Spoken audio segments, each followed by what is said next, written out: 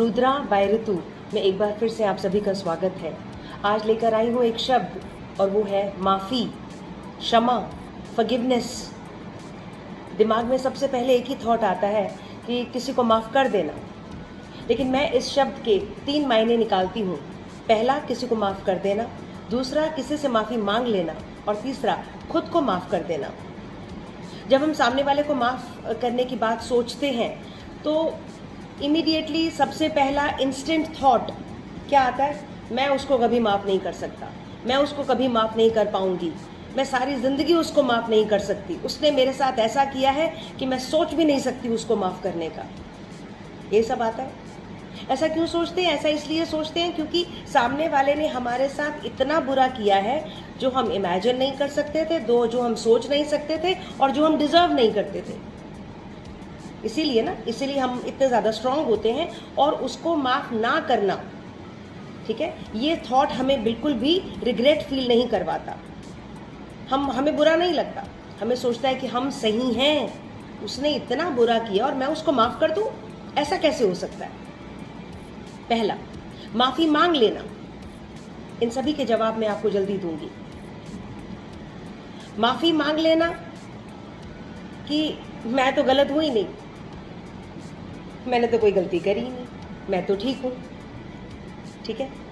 गलत और सही का मापदंड बहुत मुश्किल है क्योंकि हर इंसान अपने आप को सही समझता है। सही का मतलब हम अपने आप को हमेशा ये सोचते हैं कि अगर हमने कुछ किया तो उसके मीनिंग है, हमारे पास उसके कारण है, रीजंस है, हम जस्टिफाई करते हैं अपने आप को। तो सामने वाला भी तो जस्टिफाई करता है ना। लेकिन उसके बाद भी मेरा ये मानना है कि गलत गलत है और सही सही है। मैं बहुत स्ट्रांगली ऐसा मानती हूँ। और तीसरा है खुद को माफ़ कर देना। ये स्टेज कब आती है? ये स्टेज तब आती है जब हमें रियलाइज़ हो जाता है कि हाँ, हमने गलत किया।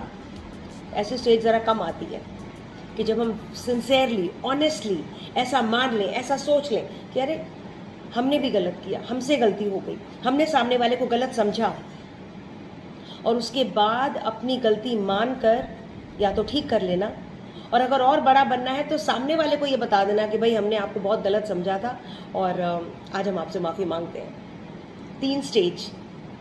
अब पहली स्टेज पे दोबारा से आऊँगी जल्दी से, किसी को माफ़ कर देना। मैं आप सभी से सहमत होंगी जब आप ये सोचेंगे कि मैं उसको माफ़ नहीं कर सकती क्योंकि उस आदमी ने, उस इंसान ने मेरे साथ बहुत गलत किया और वो किया जो मैं डिज़र्व नहीं करती थी। मैंने उसके साथ अच्छा किया, उसने मेरे साथ बुरा किया, मैं उसको माफ़ नहीं करूँगी। सबसे पहला थॉट और सबसे इम्पॉर्टेंट थॉट। ऐसी स्टेज के ऊपर मैं आपसे केवल इतना ही कहना चाहूँगी कि कई बार सामने वाला गलत होता ही है, आप सही होते ही हैं, माना, लेकिन कई बार हम माफ़ सामने वाले के लिए नहीं करते, अपने खुद के लिए करते हैं। खुद के लिए मतलब अपनी मन की शांति के लिए, अपने दिमाग की सफाई के लिए, कि हम अपने दिमाग में कुछ भी नेगेटिव, कुछ भी गलत ना रखें। क्योंकि जितनी बार वो आदमी की थॉट हमारे दिमाग में आएगा, जितनी बार उस इंसान का नाम हमारे सामने आएगा, जितनी बार वो इंसान स्वयं हमारे सामने खड़ा हो जाएगा, उतनी बार हम परेशान हो जाएंगे। लेकिन अगर हम मन से उसको माफ़ कर देते हैं कि ठीक है, तुम्हारा कर्म तुम्हारे साथ और मेरा कर्म मेरे साथ, जाओ तुम्हें माफ़ किया, ठीक है। ज़रूरी नहीं है कि हम माफ़ करके दोस्ती बढ़ाएं, या ज़रूरी नहीं है कि हम दोबारा से बात करें, वो एक बहुत ही सुप्रीम लेवल हो जाता है। लेकिन अब इग्नोर कर सकते हैं, मत सोचिए उनके बारे में, इग्नोर करिए, ये एक तरीका हो सकता है। लेकिन हर समय 24 घंटे या हर वक्त एक इंसान को अपने दिमाग में रखना और सोचते ही खुद को परेशान करना, मुझे नहीं लगता कि इतना लंबा जीवन है हमारे पास, और भी बहुत से काम हैं।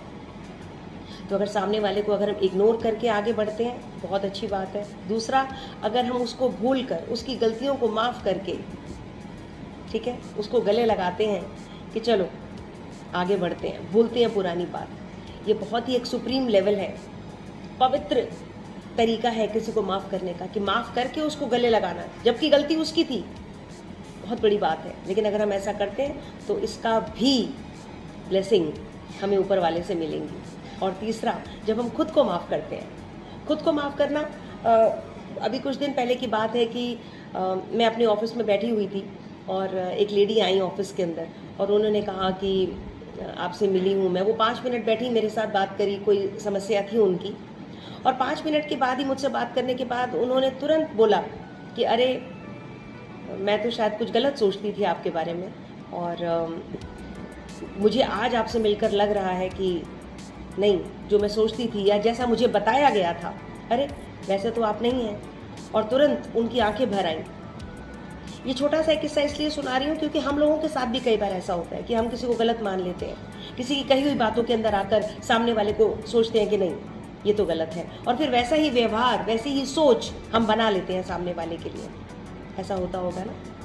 तो मुझे लगता है कि अगर हमें रियलाइज़ हो जाए कि अरे हमने तो गलत सोचा, अरे ऐसा कैसे, हम तो ऐसा सोच रहे थे लेकिन ऐसा तो नहीं है, इसका मतलब हम गलत हैं। और फिर उसके बाद वही तरीके हैं, तुरंत अपने थॉट को चेंज करना, अपने प्रोसेस को चेंज करना, अपने माइंडसेट को एकदम बदलना।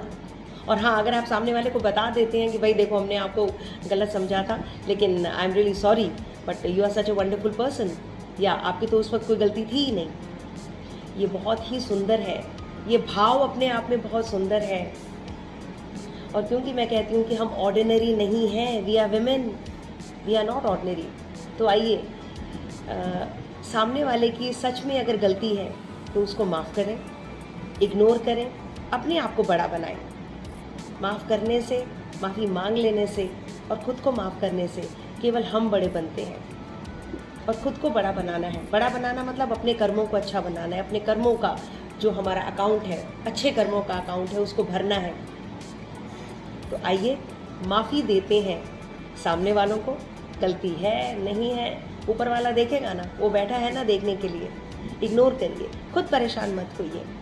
और अगर आपने गलती करी है तो प्लीज़ माफ़ी मांग लीजिए, फ़ोन करिए, किसी को सामने बुलाकर बोल दीजिए भाई आज हमने इसलिए कॉल किया है कि सच में गलती हो गई थी, सच में उस दिन ऐसा हो गया था, सच में मैंने आपको गलत बोल दिया था, कोई भी बात हो मुझे माफ़ कर दीजिए। और तीसरा, खुद को माफ़ कर दीजिए कि हाँ अरे मैंने कैसे ऐसा सोचा। अपने अंदर प्रभु के सामने माफ़ी मांग लीजिए।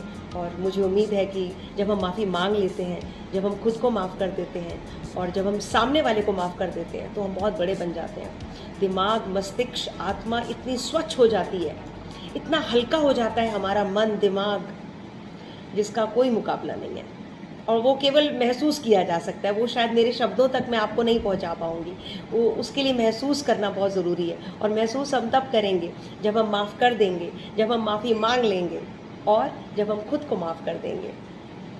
तो रुद्रा बाय ऋतु की तरफ से आज आपको ये ज्ञान, मुझे उम्मीद है आप सब मेरी बात से सहमत होंगे। आइए माफ़ी मांगते हैं। और सबसे पहले इस प्रक्रिया में मैं आप सभी से माफ़ी मांगती हूँ। रुद्रा बाय ऋतु, प्लीज़ मुझे क्षमा करिएगा अगर मैंने आप में से किसी का भी कभी कोई गलत किया हो, कुछ गलत बोला हो आपको, मुझे माफ़ कर दीजिएगा। दिल से आप लोगों से माफ़ी मांगती हूँ।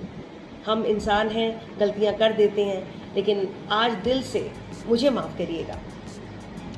और मैं खुद को माफ़ करूँगी अगर मैंने कभी किसी के साथ गलत किया है, और मैं उन सभी को माफ़ करूँगी जिन्होंने कभी मेरे साथ गलत किया होगा।